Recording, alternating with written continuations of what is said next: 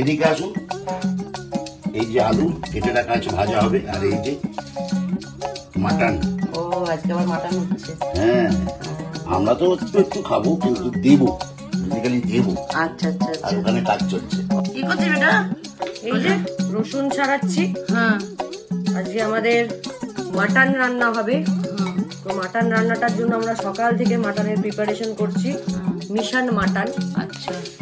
এখন এখানে রসুন ছাড়ানো হচ্ছে, ওইদিকে আদা ছাড়ানো হচ্ছে, পেঁয়াজ কাটা হচ্ছে। তো এটা সারাদিন চলবে। তো রাত্রিবেলা আমরা টুক করে খেয়ে নেবো, 5 মিনিটে খাওয়া হয়ে গেলে শেষ হয়ে গেল। কেন? এটাই হয়, মানে সকাল থেকে করা হয়, করার পরে ফুরুত করে খেয়ে নেওয়ার পরে সবটা শেষ হয়ে যায়। কিন্তু ভালো লাগে এটা করতে। সারাদিন ধরে সবাই মিলে আমরা মাটন রান্না করি, খাই সবাই, খুবই কম। আর সবাই খায়, ওটাই সব থেকে বেশি আনন্দের ব্যাপার। সবাই আমরা মিলেমিশে খাই, আর শীতকাল ভালোই লাগে এগুলো করতে। এই মেয়েটি হলো আমার ছেলের বৌমা হবে, মানে সামনের বছর বিয়ে দেবো।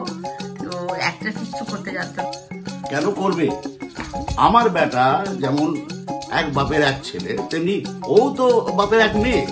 তো আমার ছেলেকে আমি কি করাতে পারছি?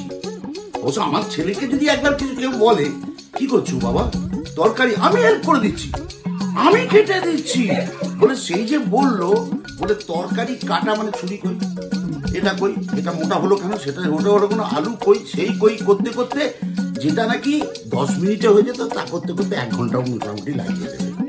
সেখানে ও যে এত কিছু করছে, এটাই একটা বিরাট ঘটনা। তো অবশ্য ভালো, মানে শিখে নেওয়াটা একটা বিরাট জরুরি দরকার।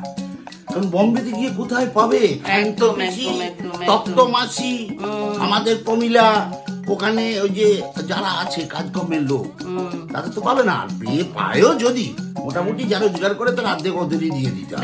না, সেটা থেকে বড় কথা হলো যে সবসময় বেরোনো ঢোকানো, হ্যাঁ, রেডি থাকতে হবে।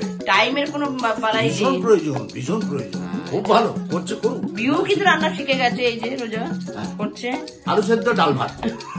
না এটা খাইয়েছে মা। আমি এটা কি পুডিং? আফগানি চিকেন। কি আফগানি চিকেন পুডিং। হ্যাঁ, সমস্ত রান্না ডিস্টিং জাম বাই কলেজ।